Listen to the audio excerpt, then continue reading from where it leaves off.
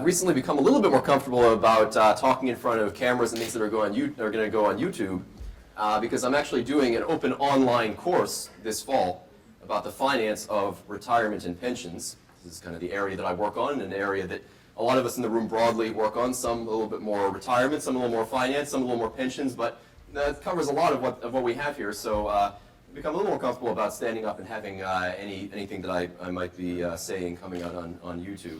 But I encourage you all to check out the course, and I'm happy to talk to you about it. Anyway, today I'm presenting some work called The Causes and Consequences of the Rising Costs of Public Employee Pensions.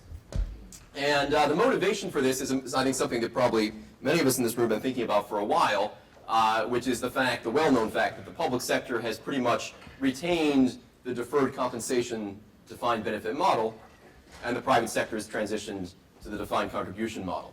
So the best sort of national statistics I could find on this were from the Government Accountability Office for Social Security, and then the National Compensation Survey and Benefits from the BLS for occupational defined benefit and occupational defined contribution plans. And essentially, this confirms kind of what we know, which is that in the private sector, basically everybody's in Social Security. In the state or local government employee sector, only about 70% of employees are in Social Security. So just a reminder, there are 30% of state and local government employees out there have no Social Security. They're outside of the Social Security system. Then in terms of occupational defined benefit plans, well, if we look at the non-unionized private sector over here on the very left, you can see that there's only 14% access and 12% participation in occupational defined benefit plans in the private sector. For the non-unionized portion of the private sector, for the unionized portion, which is now only around 10%, there is 69% access, 66% participation. Overall, less than 20% access and participation in the private sector for occupational defined benefit plans. Whereas in the state and local government sector, there's still large access and participation, 83% access, 78% participation. Then below you can see occupational defined contribution plans. These include 401ks, 403bs, etc., all of the employer-provided occupational defined contribution plans. And here in the private sector, there's a lot more access, roughly 60% access, 40 to 45% participation. In the state or local government employee segment, according to the BLS, there's 31% access and 15% participation. Now, Bob Clark, my discussant, and I were just talking about this last night. It seems like these figures are a bit low because, in fact, a lot of teachers have access to a 403b or a 457 plan. So we're currently looking into a little bit more what exactly the BLS is counting as an occupational DC plan, whether it needs to have a match, whether it needs to be a primary plan, what exactly they're doing. But this highlights the basic thing that we all know, which is that there's been this transition in the private sector to the DC model. Public sector is still on DB. The question is why. So, I'm just going to talk a little bit about a political economy hypothesis. So, I think one of the main hypotheses I have here is that state and local governments have been essentially self-regulating with pensions, and deferring the recognition of pension liabilities is in essence equivalent to off-balance sheet borrowing. So this is a benefit, a defined benefit pension that is valuable to public employees and that costs more than has been recognized. So essentially the way that the system has been set up is that the assets, if the assets in the pension fund perform well enough, then current contributions would be sufficient for funding. If not, then future generations of taxpayers will pay the cost. So I'm going to go through some evidence that I've been working on here about this political economy hypothesis, and I'm going to do that with regards to three main areas. Okay, so first I'm just going to talk about the framework, balanced budget requirements, and deferred compensation. I'm going to relate that to the basic financial theories of risky assets, and just talk a little bit about what it means if a government promises deferred compensation and funds it with risky assets on the basis of expected returns on those assets. Then I'm going to show you a little bit what I've done looking at 30 years of data from the main California plans, CalPERS and CalSTRS, to try to decompose where the rising costs and the unfunded liabilities have come from. Finally, I'm going to show you some preliminary work about cities around the U.S. contribution increases and the crowding out of public services. And I think all these things sort of generally speak to the political economy hypothesis. So first of all, balanced budgets and deferred compensation. So a little bit of historical background. The federal government at the very beginning of U.S. history was doing a lot of absorbing of state debts. So if you think back to your U.S. history that you learned in school, okay, you may remember the federal government absorbed state debts from the War of Independence and the War of 1812. After the Panic of 1837, the federal government declined to step in and stopped absorbing state debts. At that point, 8 states and the territory of Florida defaulted on their state obligations. Between 1842 and 1860, 19 states then implemented balanced budget requirements, and that was in response to, I think most historians would say, response to a market demand for balanced budgets if the states were going to have any access to bond markets. Again, the bond markets wanted to see that the states were in some ways tying their own hands. Okay? And then also a political culture of balanced budgets developed as well over this time period, according to many historians. So what does the budgetary process look like now? Well, most of the 50 U.S. state constitutions limit the extent to which state governments can run deficits. So, and they do this in various different ways. In 44 states, the governor has got to submit a balanced budget. In 37 states, the legislature actually has to enact a balanced budget. And in 30 of those states, even carry forwards of deficits are prohibited. So you really have to sort of balance in a given year. Now, Jim Perturb has a 1995 paper in the National Tax Journal where he goes through a lot of this, but this only applies to part of the budget. So in 48 states, it applies to the general fund or operating budget. In 34 states, it applies to special funds. And in 33 states, it applies to capital spending funds. But in some cases, such as Illinois, proceeds from debt issuance can count towards balancing the budget. Okay, actually, in Illinois, you can actually do a fair number of different types of debt issuance and balance the budget by issuing debt, which most economists wouldn't think of as balancing the budget. But this is to highlight the fact that there's a range of behavior out there in terms of what counts as a balanced budget. Now, one thing though that is there's also a range of how pensions are treated in the budgeting process. But there's some commonalities across all states the way that pensions are treated in the budgeting process. So how are deferred promises treated? If a state or local government promises an employee a pension when they retire, how is that measured? How is that accounted for? How is it determined whether there is a balanced budget or not? And well, 13 state constitutions direct systems to be funded according to generally accepted actuarial standards or on an actuarially sound basis. So those are the strongest provisions. Other states have statutes that specify requirements. So they say that there's an actuarial or statutory determination of funding, and the statutory is sometimes weaker than the actuarial. So, for example, actually within California, we have 2 different types of approaches. We have the California Public Employee Retirement System, or CalPERS, which is essentially funding 100% on an actuarial basis. And then we have CalSTRS, the state teachers retirement system, where there's just a statute that says a certain percent of teacher pay has to go into the fund from the employees and from the employer, regardless of what actuaries say about how far behind the funding has gotten, or in brighter times, how far ahead the funding might have gotten.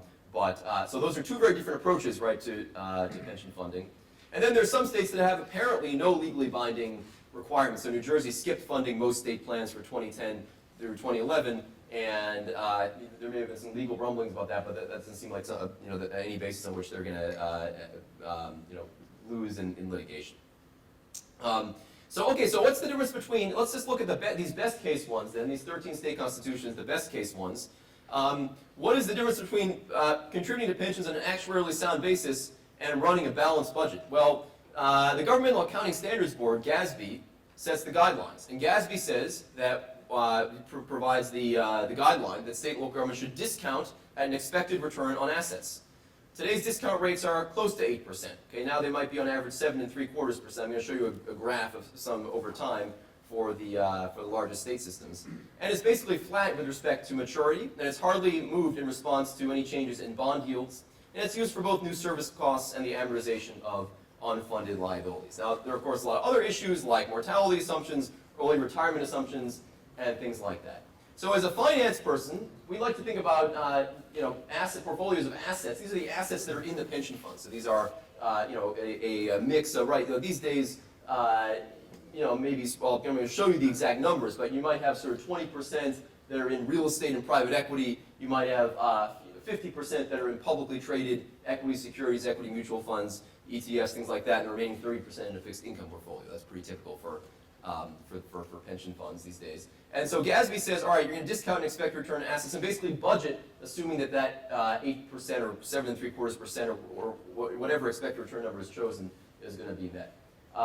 So So what I'm going to talk a little bit about here is what exactly that does. Well, what that does is it exposes investors to a distribution of outcomes. And so one of the first things I do in this paper is I just illustrate with a really simple Monte Carlo simulation what that distribution of outcomes looks like. So I take the typical Black-Scholes-Merton model, and returns are log normally distributed in this model.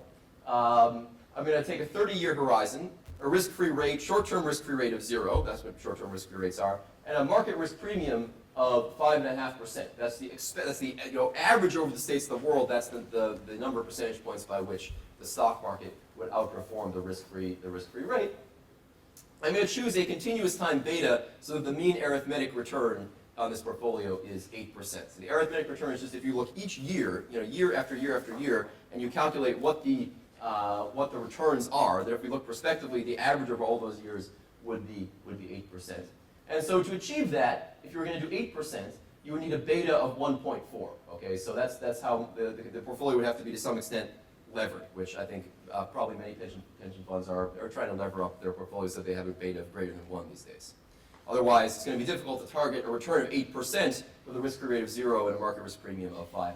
Now, they may also believe the market risk premium is greater, but so anyway, here's just tried to do this. And I looked at the distribution of outcomes. This is sort of kind of baby MATLAB things that you can do for fun, right? So the distribution of outcomes that one sees in this model here, you have a 30-year simulation, volatility of 17%, market risk premium 5.5%. These are the most standard assumptions you can possibly put into one of these models. What you find is the following. Okay, so first of all, we have to remember that the geometric mean return, which is the compound annualized, the average compound annualized return over 30 years, that's going to be a lot less than 8% because we have this variability in the returns. If we had a process where the arithmetic mean was 8% and there was 0 volatility, then the average compound annualized return would also be 8%. But actually, the geometric mean return over 30 years is in fact less than 5%. It's 4.93%. That's at the bottom. I don't know if this is, there we go, 4.93% at the bottom. Here's the distribution, okay? So these are compound annualized returns. So let's look at the median of the distribution. The median is 4.82%. The median is actually quite close to the geometric mean. That's actually a property of this kind of model, okay? So what this means is that if you're targeting an 8% arithmetic mean, that means if the CIO is saying I'm going to target a return that's an average of 8% per year, which is I believe what they are doing, then actually over 30 years, there is a less than 50%, well, there's about a 25% chance that you're going to get an 8% return compound annualized over 30 years, just because of the variability of these assets. The median is more like 5% when you're targeting this. And then, we have these low outcomes here. Now, again, because this gets compounded over many years, over 30 years, a return of 11% per year over 30 years, that's going to get you to a multiple of about 23, you're going to increase your money by about 23 times. A return of negative 5.5% might not sound so bad, but if you accumulate that over 30 years, you're going to lose 80% of your money. So anyway, bottom line is that I don't think it's possible for them to be targeting cumulative annualized geometric mean returns of 8%. I think what they're doing is doing arithmetic means of 8%, and that means that really the budgeting here is occurring with respect to an outcome that is only 25% likely to come true. Or say they're doing targeting 7.75%, then it's 30% likely to come true. So that's what the budgeting is basically guiding the states to do. What GASB is guiding states to do is to budget towards an outcome that's only going to come true with 30% probability at best. So that raises, I talk a little bit in the paper about just some philosophical questions about what is really a balanced budget when you have the state investing in risky assets. A strict definition would say the budget is only balanced if the state has enough money in every state of the world to pay the pensions, which it could achieve if it bought deferred annuities for each employee.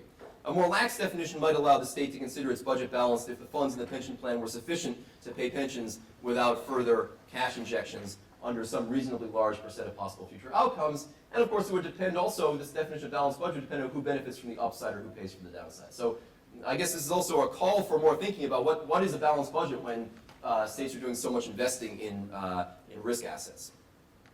Another prediction of this political economy type of hypothesis is that in light of falling interest rates, what do we expect these systems to do? Well, if they want to avoid recognizing liabilities, they would have an incentive to take more risk in investment portfolios as interest rates fall. They're not going to lower the discount rate. So I look at the 10 largest pension systems here. and this is just an average over the system. So you see the average assumed rate of return it was about 8.25%, now it's about 7.8%. I think there's enough numbers now for we could do 2012 now, it would be about 7.7% for these largest ones. And then here's the 10-year Treasury yield. The 10-year Treasury yield would today be a little higher, it'd be right there. Okay, if they default on their debt, it's going to be up here. If they don't, then it might be down here. Okay, that was a joke. Okay, so the spread between these two things has gotten very wide. How have the systems responded? So here's the spread between the 10-year Treasury yield and the assumed rate of return. So that's gone way up. So there's now a difference of about 5.5 or 6 percentage points between the 10-year Treasury bond and the rate of return. And what I've shown here is just the asset allocations from these top 10. These are the 10 largest pension systems. They cover 8 million participants and have about $1 trillion in assets. And what you see is that over time, it's interesting actually, the publicly traded equities have kind of gone down from about 65% to about 50%. The share in bonds, cash, tips, and mortgages, fixed income broadly has remained pretty flat, and allocation to alternatives like private equity, hedge funds, and real estate have increased.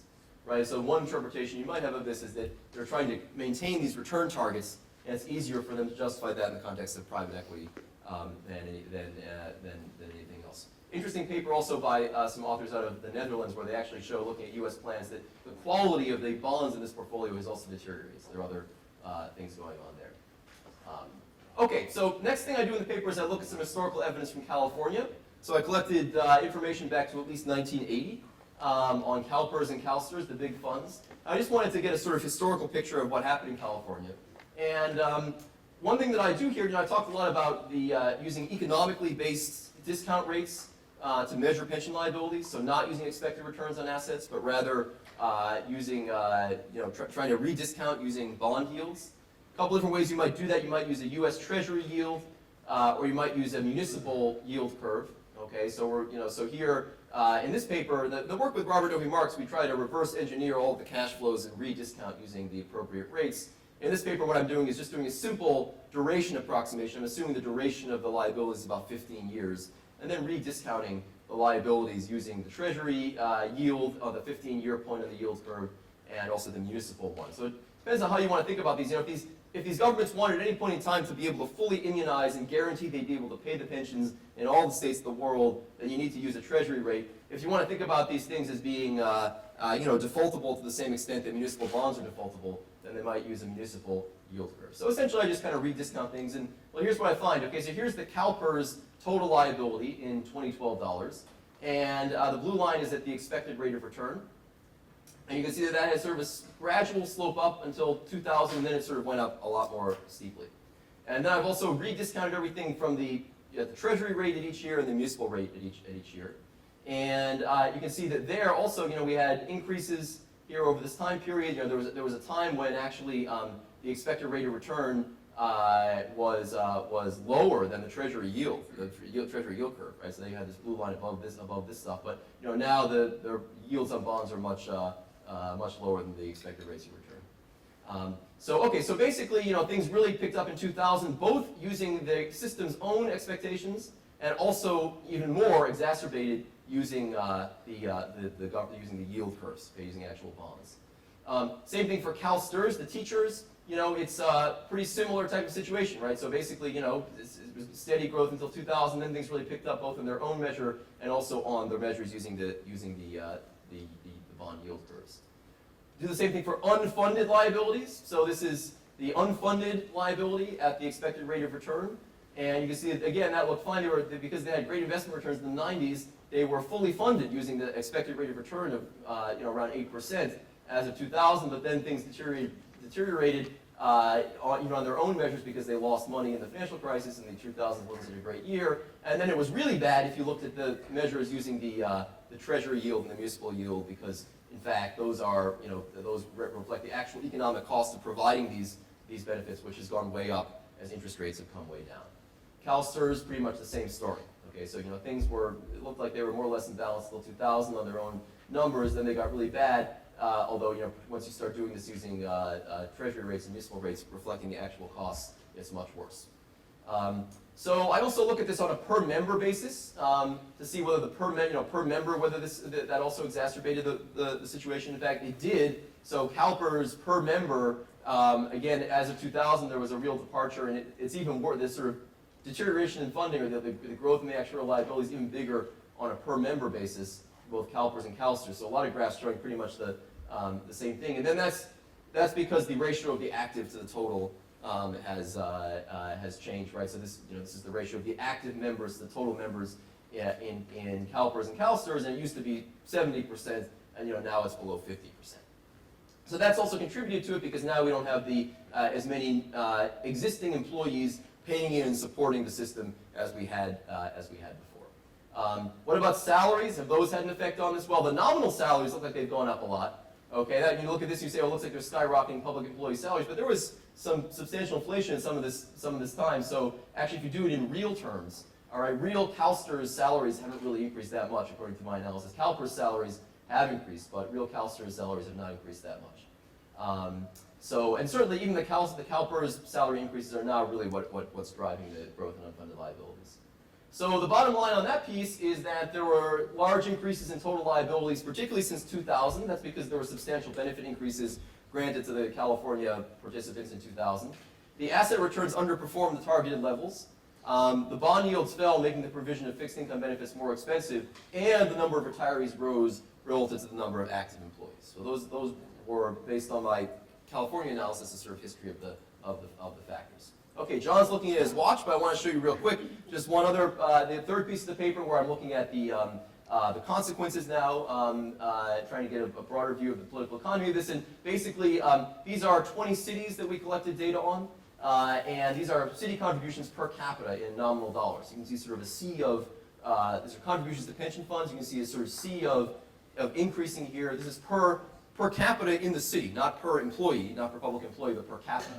So, so you have large increases seen there, and here's the average. Okay, these are the equal weighted average and the value weighted average. So on average, there was about $50 per capita going into these in 2000. As of 2012, depending whether you're looking at an equal weighted or a value weighted, you have either $160 or $240 per person per year going into pension systems. And I wanted to look at whether this was correlated with any kind of city spending, whether it crowded anything out, because there are a lot of anecdotes, particularly the mayor of San Jose, Chuck Reed, he was here yesterday giving a talk. He basically was able to convince his city they needed pension reform because he showed that the contributions to the pension systems were going way up and the number of policemen and firemen were going way down because he couldn't afford them. So one of the things I wanted to do in this paper about the political economy of this was to look at whether that's true across cities. And what I found was that for, there's still, we could only manage this for about 13 of the cities. We're still trying to get data back to 2000 for the number of officials. So what this is this is the change in the number of police or fire officials per capita from 2000 to 2012, and this is the change in the contributions to pension funds per capita from 2000 to 2012. And on the police, I really didn't find anything. It was totally flat. On the fire, I did find an upward sloping pattern. I think we need more data, but this has a T-stat of 1.7. It is preliminary data, but it's upward sloping, and it does seem that for every $100 increase in contributions to pension funds per capita, there are approximately 30 more people that are covered by each firefighter. So I think this is consistent with anecdotes that, in fact, cities are cutting public services to fund pensions, and this provides some preliminary evidence of such a correlation. Okay, so that's basically all these things. Three pieces of the political economy of this: the GASB rules allowing states to budget assuming a mean distribution of a risky distribution of assets. The California experience is somewhat typical, showing that funding gaps emerge when lower points in the distribution are realized, and then some early suggestive evidence that rising contribution crowds out public services.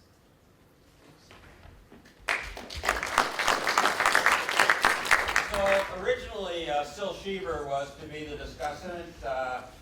Syl's been ill. He's going to recover. He's going to be all right, but he couldn't travel.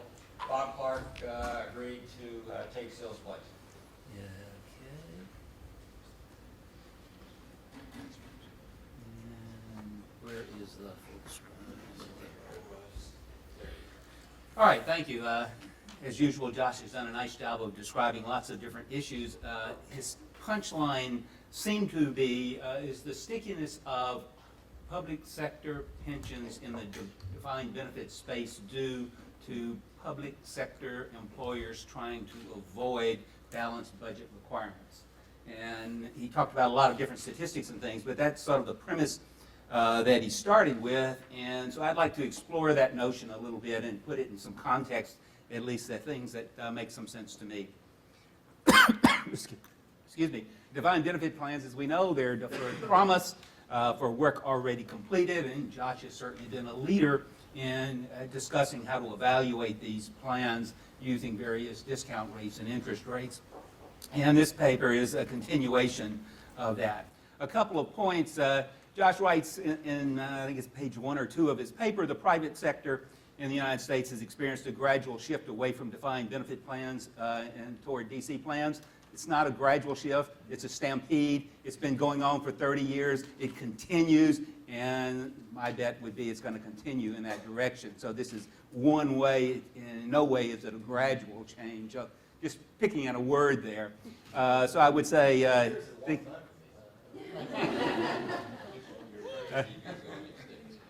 more or less. His table 1 we've talked about, as we said. Now, I know we're in this plush private university, but for those of us that are public workers, raise your hand. Okay, so if you're now keep your hand up. You can't lower your hand yet. You're a public worker. Do you have access to a supplemental saving plan? Keep your hand up if it is. You don't know the answer? It could be a 403B, a 457, a 401K in addition to your plan. So we have 100% access in this room, as near as I could tell. No, who's? One hand went down. One hand went down. Whose hand went down? So, Canada knows. oh, a trick, a trick.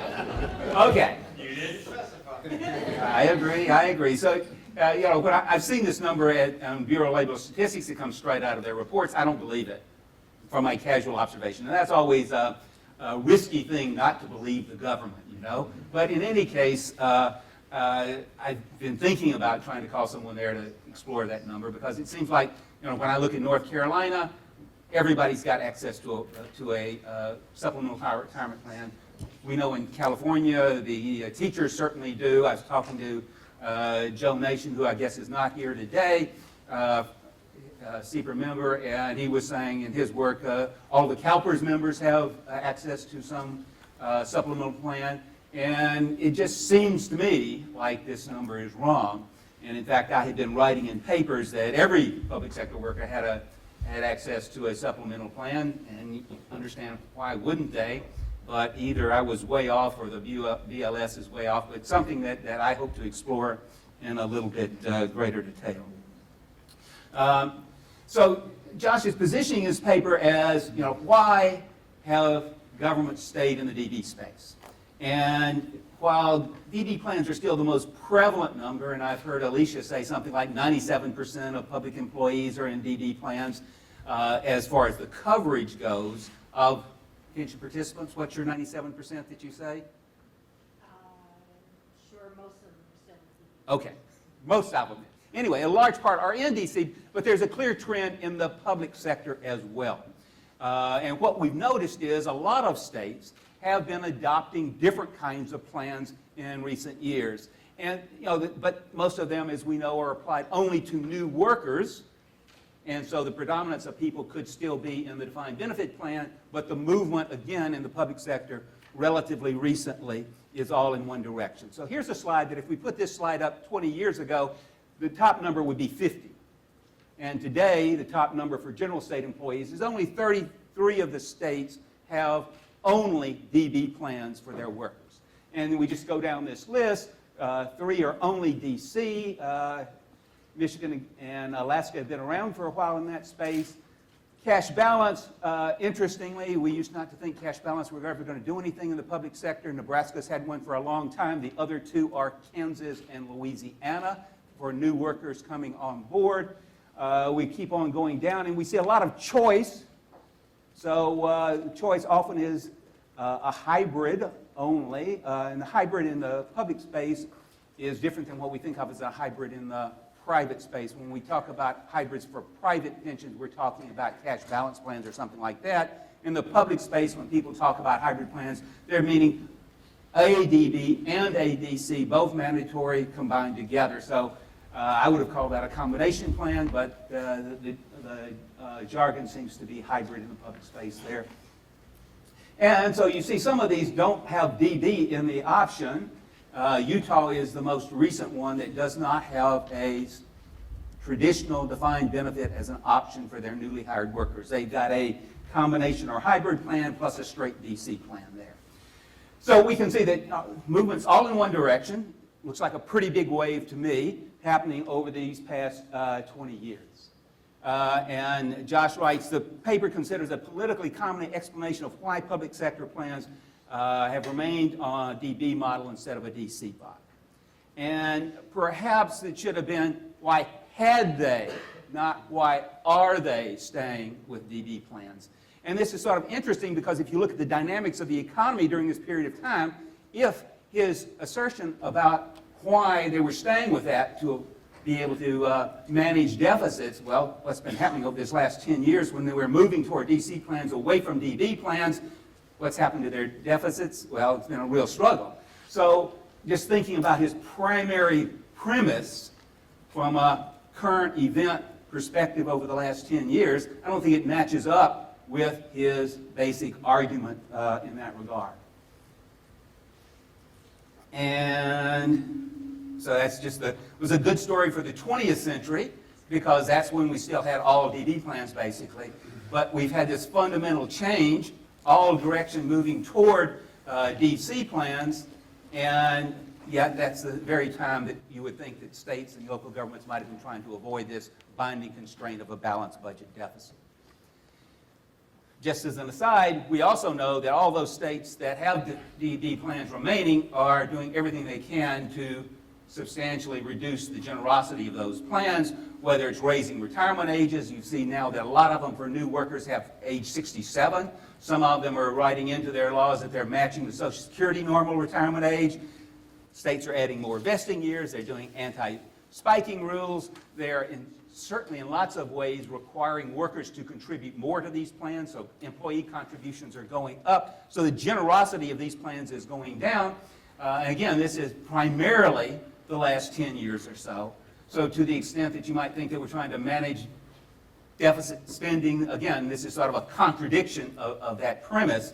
As a historical aside, if you go back for the period sort of 1975 up through 1995 to 2000, all of these generosity parameters were going in the opposite direction. Companies, governments were making their plans more and more generous.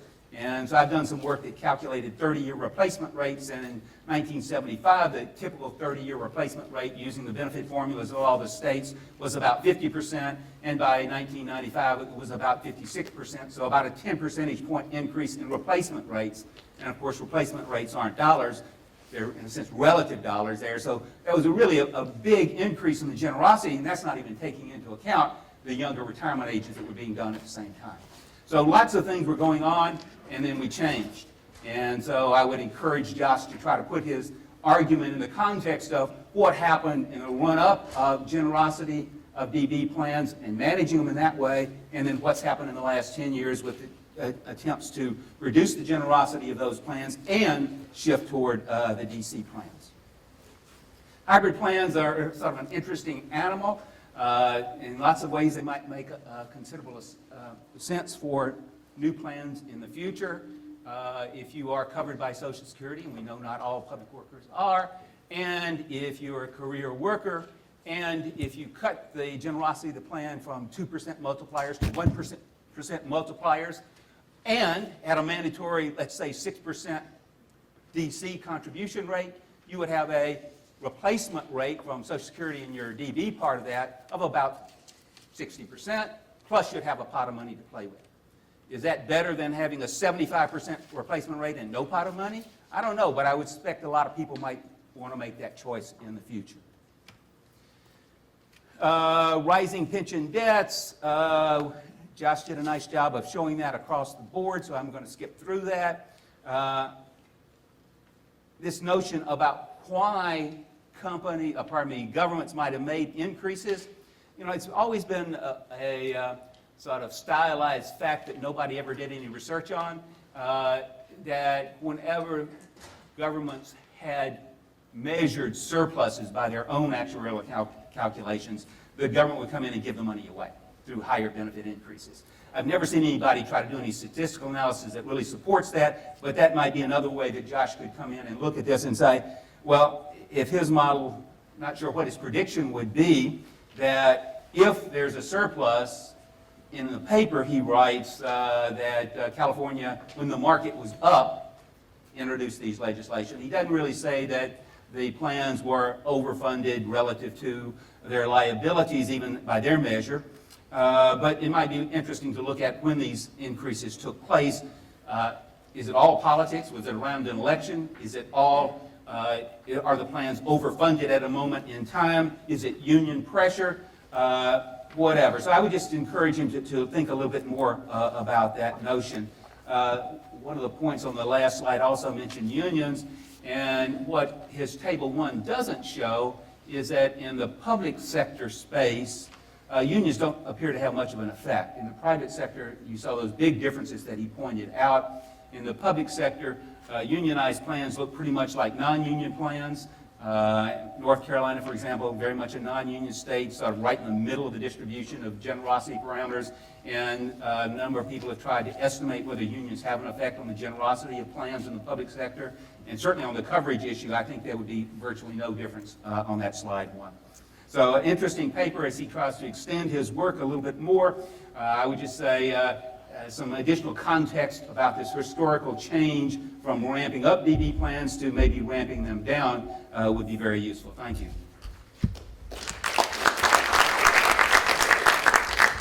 Okay, questions? Just comment. Just wait for the mic. I tend to chase Josh around and try to calm him down on pensions. I thought part of his problem was he was working in Illinois, and that gave him a jaded view of the world. But then he moved from Illinois to California, so I'm not sure that that's not out of the frying pan and into the fire. Just on this question of shifts from DB to DC, in the private sector, prior to 2000, it was never the case that a firm said, oh, I'm going to shut down my DB plan and open up a DC plan. That's just not how the changes occurred. What happened is industries that had DB plans went out of business, and every new firm that opened with a 401k. And in the public sector, you simply don't have the business going out of business. And so I think that's a large part of the reason for why it happened. You also didn't have ERISA, which was very annoying to private sector plans. And then if you look at it, public sector employees are much more risk averse than private sector employees and tend to value this more than otherwise. So just on that issue, can I just make one other comment? On this issue of rates of return, I know the 8% is out there. That is what they were assuming. It's sort of come down a little bit, as you acknowledged, to 7.75. I found it really interesting that if you look at what part of that is inflation and what part of that is a real rate, they have a really high inflation assumption in their rates of return, roughly 3.3%, which is just above Fed targets, above anything else. And so I'm not saying their real rates aren't too high, but it's not quite as bad as their nominal rates. So I'll let somebody else make comments.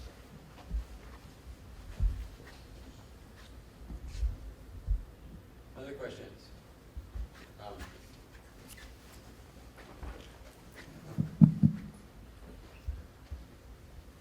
I guess this is along your lines as well. I think we've always noticed that in the public sector historically, the pensions were more generous in some sense relative to salaries. And one of the arguments was you want to backload the reward structure to keep the cops honest. And so there was a sort of a general sociological economic argument. And so it seems to me, and again, just to go along, you've got to kind of think about, is there something about the public sector that attracts people who want more security, who want more discipline, who want more forced savings, et cetera, And I think that's part of why you've seen the shift to DC coming more slowly in the public sector. And then I guess my other question would be, I'd like to think the fact that economists, many of them in this room, have been yapping about the discount rate for 30 years, might have had just a little bit of an effect on trying to reveal the magnitude of the true unfunded liabilities, therefore making the political game, a little less effective, but perhaps not. I guess this is a comment more on Bob's comments than on Josh's paper, maybe something in the middle. So a couple of things. A couple of years ago, I wrote a paper with my frequent collaborators for Bob and Josh's Jackson Hole Conference on public sector pensions. And my impression was we collected data from all 50 states that, like Bob's impression, that almost all of these state employees, at least in the state plans, had access to a DC plan. It may not have been a primary plan, but in every state there was at least one, if not two or three, supplemental defined contribution savings plans.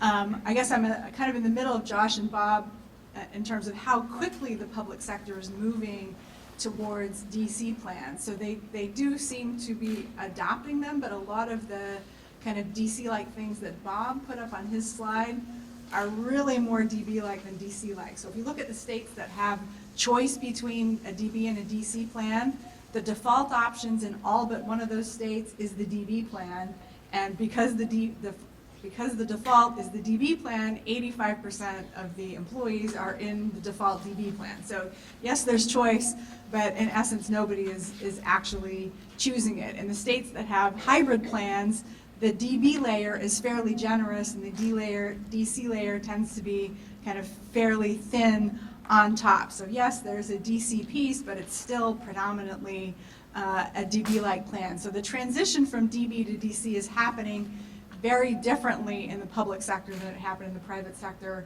and it's happening much more slowly. I think one factor that neither one of you really highlighted, Josh did point out that there are about 30% of public sector workers aren't covered by Social Security, but I think you really have to take that into consideration when evaluating this transition from DB to DC in the public sector.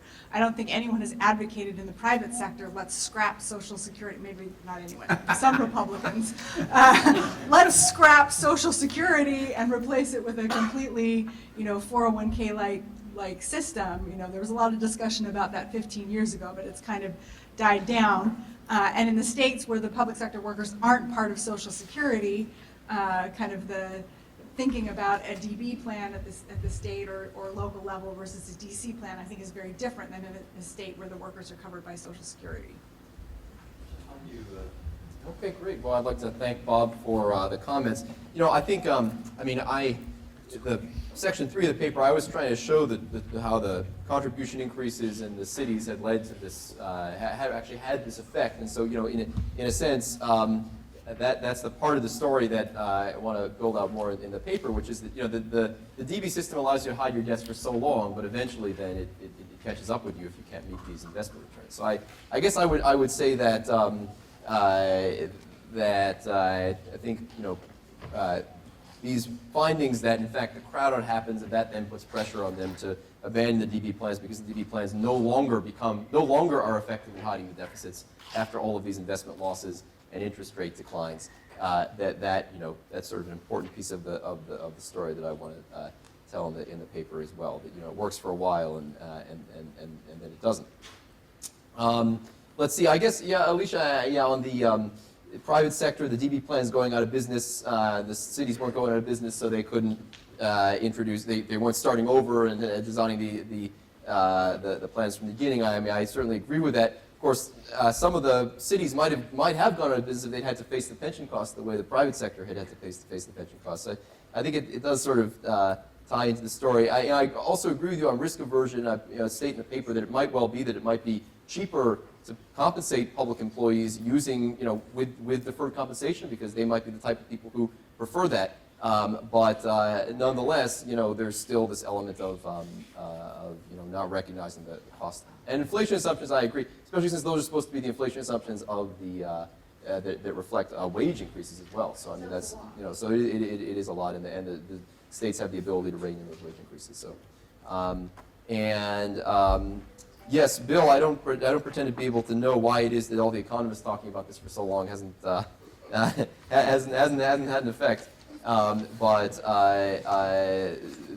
certainly that's something for us to think about.